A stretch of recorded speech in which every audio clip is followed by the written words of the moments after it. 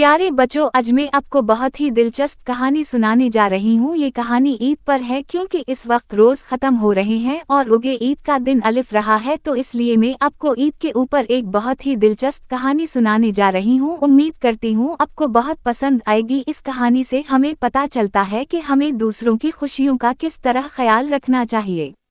ईद का नया जोड़ा। लाहौर की पुरानी गलियों में रफीक दर्जी अपने छोटे से थड़े पर सारा साल कपड़े सी कर गुजारा करता। बीवी जुबैदा और 6 साला बेटी आयशा के साथ उसका घर खुशियों से भरा था, अगरचे आमदनी थोड़ी थी। ईद करीब आई तो आयशा ने फरमाइश की, बाबा इस बार मुझे नए सुर्ख जूते चाहिए, सब सहेलियों ने लिए हैं। रफीक ने वादा किया, अल्लाह ने चाहा तो ज़रूर। ईद से 3 दिन पहले एक गरीब औरत अपने फटे कपड़ों में आई, हाथ में मैली कमीज थामे। भाई, ये मेरे बेटे का यूनिफॉर्म है, ईद के बाद इसका स्कूल खुलेगा, क्या रात तक सी सकते हो? रफीक ने कमीज देखी, कपड़ा बोसीदा था। औरत ने आंखें नीचे करके कहा, मेरे पास सिर्फ 20 रुपए हैं। रफीक को अपने घर का हिसाब याद आया, आयशा के जूते कम अज कम 200 के। फिर भी दिल ने हाँ कह दी, ले आओ, अल्लाह बरकत देगा। अगले 2 दिन वो औरत की कमीज और अपने गाहकों के कपड़े सीता रहा।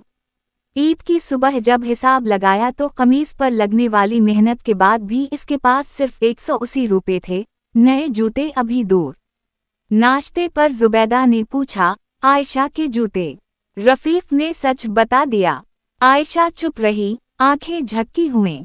ईद की नमाज को जाते हुए गली में वही औरत मिली, साथ बेटा, अब साफ यूनिफॉर्म में। लड़के ने दौड़कर रफीक के हाथ चूम लिए, अंकल शुक्रिया। माँ की आंखें भर आईं। रफीक ने खाली जेब महसूस कर मुस्कुरा दिया। वापसी पर मोहल्ले के हाजी साहब मिले, उनके हाथ में खूबसूरत सुर्ख डबी थी। रफीक, ये तुम्हारी आयशा के लिए। डबी खली तो अंदर ऐन वही सुर्ख जूते।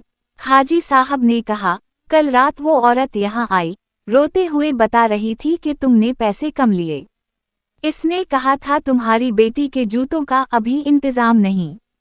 हमें सुनकर शर्म आई, हम ईद के कपड़े बनवा रहे हैं और किसी की जरूरत भूल गए। ये जूते मेरी तरफ से, अल्लाह तुम्हारी पर्दापोशी कबूल करे। घर पहुंचकर जब आयशा ने जूते देखे तो खुशी से तालियां बजाएं। जुबैदा ने रफीक का हाथ दबाया।